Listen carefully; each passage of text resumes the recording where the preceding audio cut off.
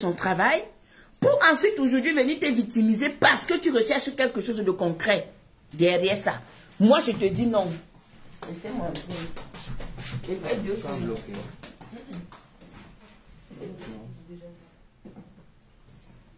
Non, c'est pas cuit. C'est pas cuit. C'est pas bloqué.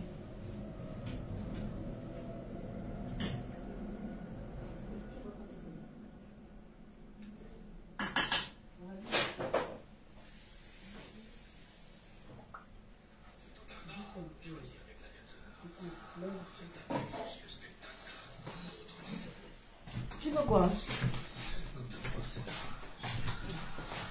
Donc, je disais que à partir du moment où tu viens apprécier, nous dis à nous les internautes, tout simplement parce que tu étais en clash, parce qu'il faut rappeler la genèse. Il faut rappeler que elle était en classe à l'époque avec la team de la vérité. La team de la vérité qui ne la laissait pas, parce que moi-même je faisais partie de cette team. Donc on était sur elle par rapport au fait que elle classait le couple, dont en l'occurrence Parmesan, qui nous avait d'ailleurs prévenu de cette femme-là, qu'elle était très dangereuse. Alors, bonjour mon bébé, bonjour. Moi aussi je t'aime gros comme ça mon cœur. Donc, quand tu viens faire cette sortie aujourd'hui pour nous faire comprendre que il y a une loi qui dit que quand un blogueur s'engage auprès d'une société, mais c'est logique. Moi, aujourd'hui, je travaille pour une entreprise. C'est normal qu'on attende des résultats de moi. C'est normal que je fournisse des efforts. Que je sois malade ou pas, c'est normal que je puisse être en train d'apporter, à moins que je sois vraiment malade et que je prouve que je ne suis pas en santé pour pouvoir exercer mon métier. Donc ce n'est que logique. Tu ne peux pas sortir après combien d'années? Venir nous faire comprendre que, en jouant sur les mots, que ton ambassadrice n'était pas quelqu'un qui était rentable pour toi. Je vais te dire non. Parce que tu es sortie gagnante dans cette affaire. On va beau dire, quoi qu'il en soit, tu es sortie gagnante dans cette affaire.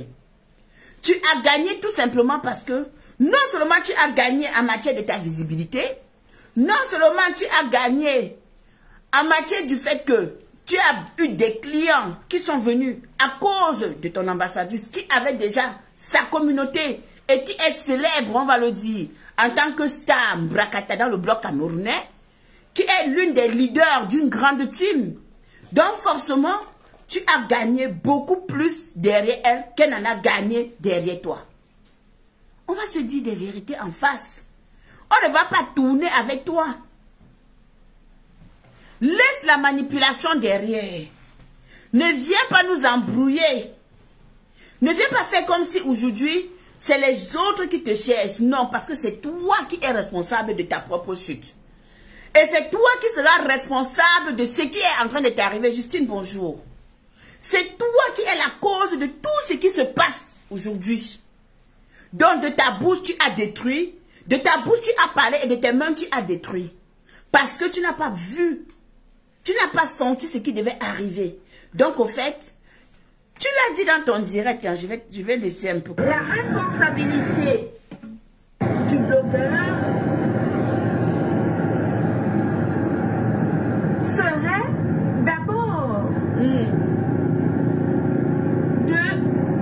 d'être sûr Père de Lumière. que le produit qu'il va proposer à la consommation de ses followers est un produit 1. Légal, 2. Autorisé, 3. Il est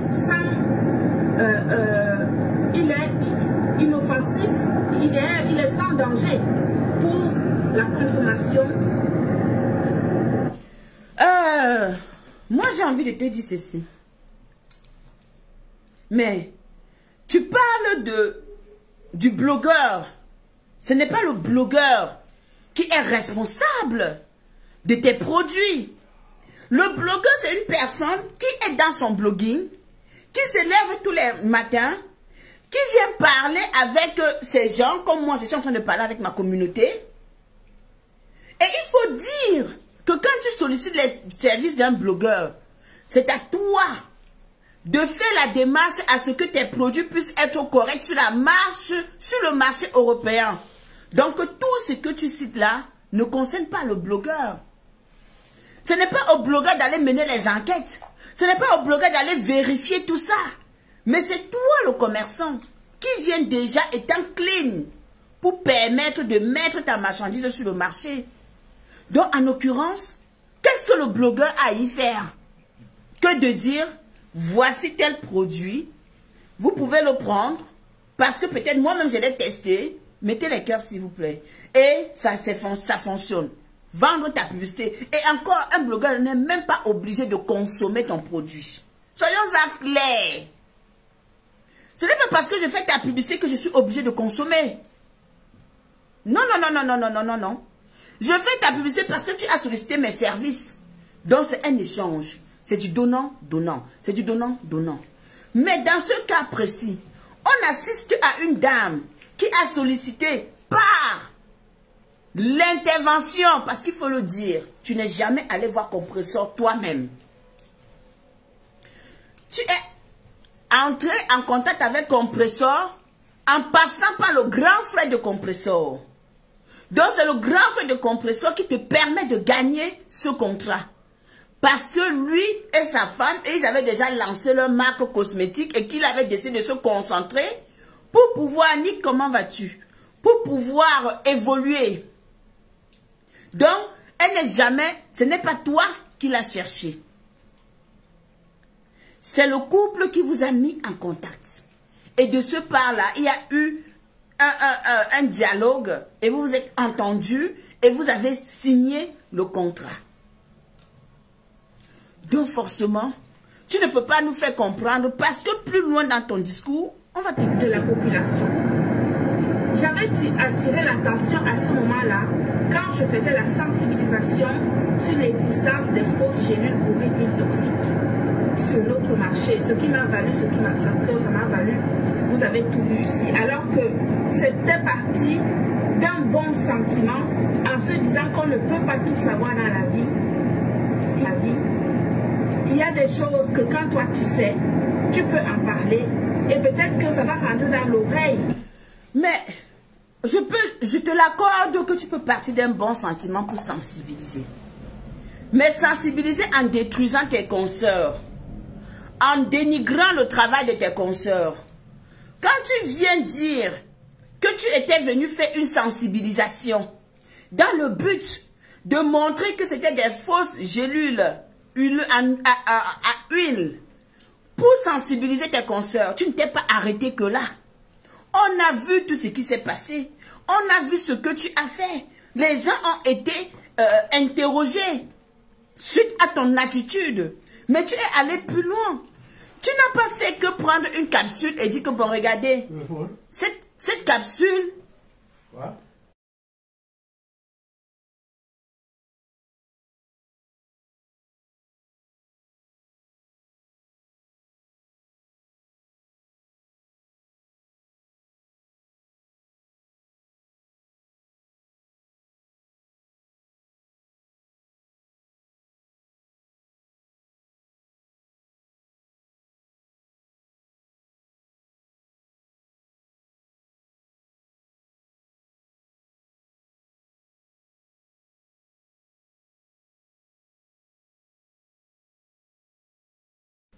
Donc, en l'occurrence, quand toi, tu nous fais comprendre que... Oh, je me suis même perdue. Attends. Des personnes intelligentes. Je disais, à ce moment-là, les oui, personnes intelligentes. Je disais tantôt que toi-même, quand tu es venu parler pour sensibiliser par rapport aux gélules, tu n'as pas fait que sensibiliser, tu as détruit beaucoup de tes consoeurs qui ont perdu beaucoup d'argent dans leur commerce parce que tu avais envie de gagner le marché toi seul. Donc, forcément, tu voulais être la seule.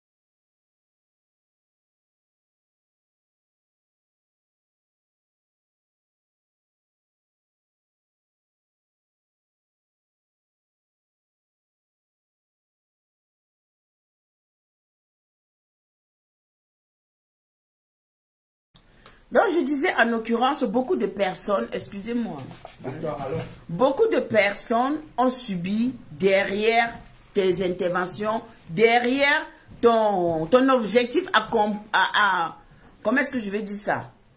À prouver aux autres que les gélules que toi, tu venais dénoncer étaient des mauvaises gélules. Oui, tu es commerçante. On va te dire que oui, ok, elle est commerçante. Mais à quel prix es-tu arrivé? Jusqu'où es-tu allé pour déstabiliser les autres? Jusqu'où es-tu allé pour déstabiliser les autres? On se dit, mais tiens, il faut peut-être pas que je mette ma vie, mon blogging en danger et que je fasse attention dorénavant à ce que je vais vendre. C'était le but de la sensibilisation.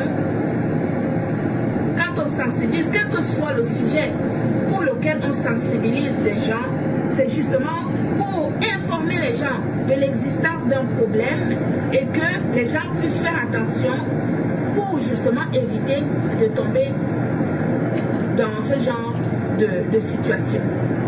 À l'époque, j'avais parlé de la professionnalisation des blogueurs sur ce point précis des fausses gélules bourrées d'huile toxique.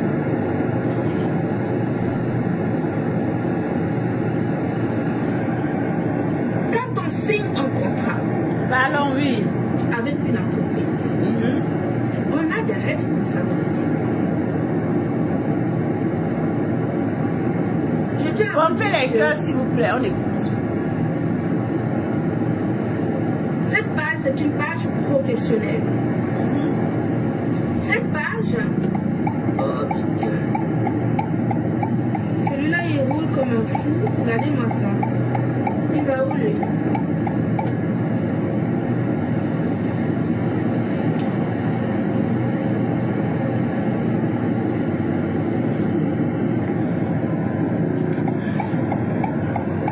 Au fait,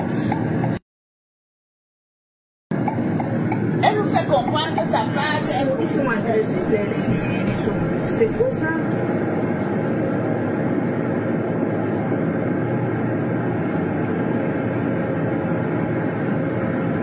Donc j'étais en train de dire ceci, que quand on signe un contrat, on parle du contrat. Un contrat de partenariat, ce n'est même pas un contrat de travail, un contrat de partenariat avec une entreprise, on a des obligations, on a des droits et on a des devoirs qu'on doit respecter de part et d'autre.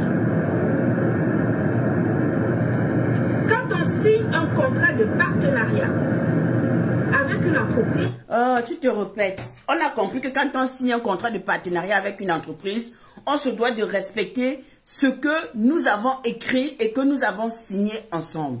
D'accord? Le partenariat, ça veut dire que effectivement la personne t'apporte et toi tu apportes à cette personne. Aujourd'hui, tu parles de que les blogueurs sont ceux-là qui doivent assumer. Mais je pense que, comme je te l'ai dit déjà au départ et que je vous ai dit ça, Compressor, d'après ses propres dits à elle, lui a permis de gagner beaucoup d'argent. Je pense que ton partenariat avec cette femme t'a permis d'avoir assez d'argent et que tu étais gagnante dans l'histoire. Bon, aujourd'hui, pourquoi venir faire comme si elle n'a jamais rien fait? Elle ne t'a jamais rien apporté. Je l'ai dit qu'elle m'a ensemble, je suis dépassée. On a des droits et on a des devoirs.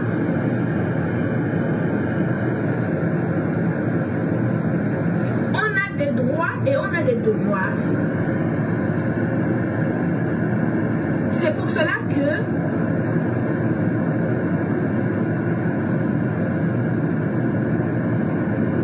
oui, mais le problème c'est que elle ne parle même pas d'égérie, hein. Attention, elle parle de partenariat. Est-ce que quelqu'un peut me donner la définition du mot partenariat? Elle est en train de parler du partenariat parce qu'il se pourrait que Compressor était sa partenaire.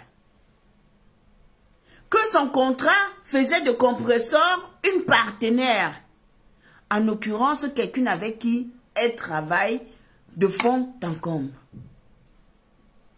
Il ne faut pas se tromper. Parce que les mots sont c'est très important, hein, les mots. Oui, bien sûr qu'elle avait dit qu'elle faisait des très bons chiffres d'affaires. Il faut pas prendre des choses à la légère. Vous voyez seulement les choses ici sur les réseaux sociaux. Mais une entreprise, c'est une entreprise. C'est où les boutiques? Nous, on veut partir à la boutique. Pour faire des choses. C'est où les boutiques? Quand une entreprise, quel que soit le partenariat que vous avez, que vous signez avec quelqu'un, vous devez respecter vos obligations. Non, elle n'est plus égérie, c'est fini mon bébé. Elle n'était pas égérie, elle était partenaire. Trouvez-moi la définition là, vous posez ici. Je ne veux pas aller fouiller. Quand on signe un contrat de partenariat, donc, en temps normal, mais en temps normal, parce que moi, ce que j'entends par partenariat, ça veut dire que elle avait certains droits dans la société. Normalement, en temps normal, les bénéfices de la société, vous deviez vous partager ça ensemble. Je pense qu'on est d'accord. Je crois que normalement, aujourd'hui, elle devait être associée à ta société. Non, ça veut dire que Compressor, normalement, doit te porter plainte. Et que tu dois lui verser de l'argent. Si elle est partenaire avec toi, donc normalement, aujourd'hui, Compressor se doit de te porter plainte parce que les bénéfices, nous sommes à la fin d'année là. Où sont passés les bénéfices? Chaque entreprise a des bénéfices qu'ils partagent avec leurs salariés. Donc, Compressor a travaillé. Est-ce qu'elle a eu à toucher les bénéfices de l'entreprise, de votre entreprise, en tant que ta partenaire? En tant que ta partenaire, est-ce qu'elle les a touchés? C'est le jeu des mots. Maman, non partait vers l'école. Mais on a appris quand même à faire la différence entre égérie, ambassadrice, partenaire. Donc, Compressor est capable aujourd'hui de porter plainte et de dire que moi, j'ai été en partenariat avec telle société. Ça veut dire que tous les bénéfices de la société aussi, j'en ai droit. J'ai aussi droit à beaucoup de choses. Donc tous les droits que toi tu as, elle a ce droit-là. Parce que quand tu viens faire des directs, pèse tes mots, ma chérie. Tu n'as pas affaire aux bêtes. Parmi les followers qui nous suivent là, il y a des avocats. Il y a des ministres même qui nous regardent. Il y a des juges. Il y a beaucoup de personnes qui nous regardent.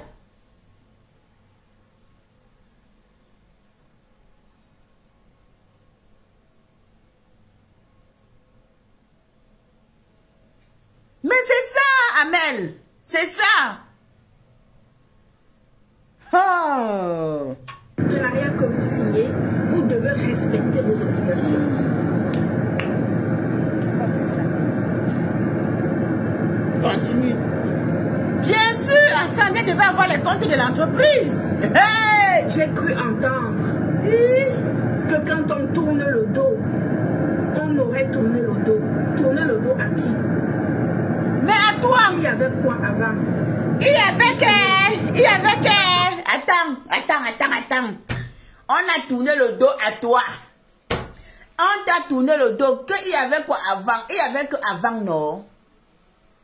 Quand tu es parti du couple, tu es parti sur le couple pour décider pour venir entrer sur la toile camerounaise où tu as négocié pour qu'on vende tes produits.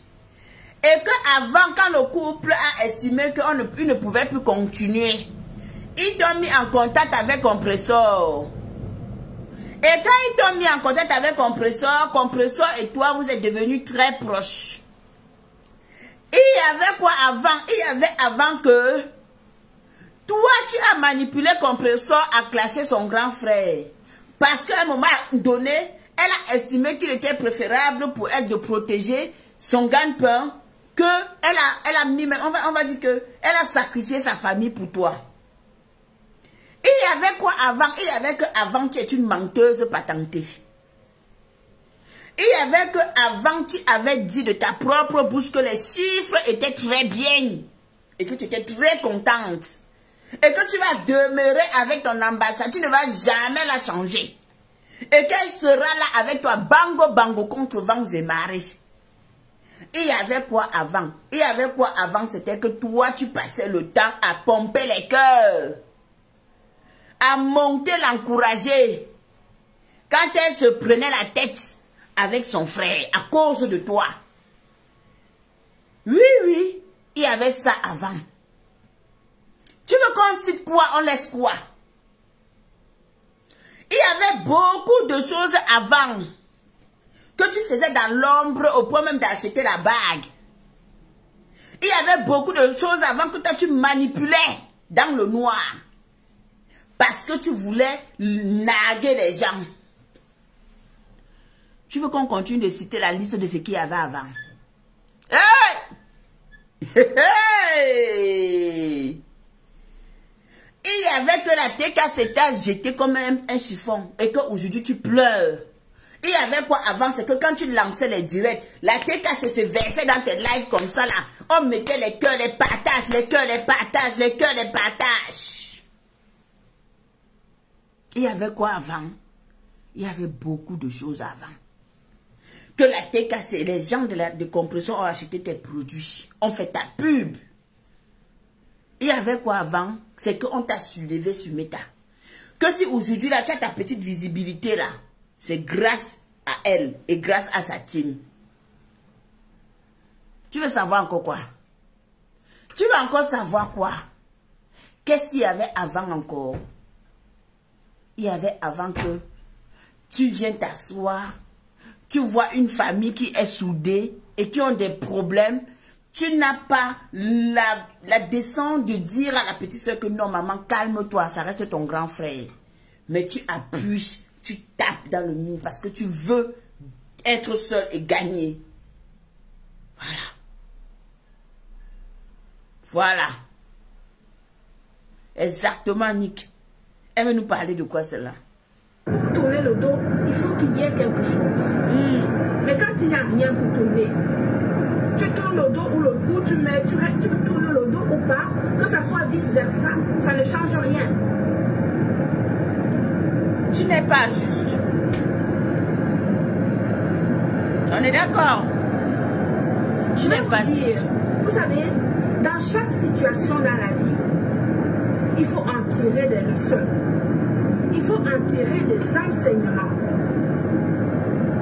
Moi, je ne suis pas une défaitiste. Je suis une personne positive. Dans chaque situation, je positive d'abord.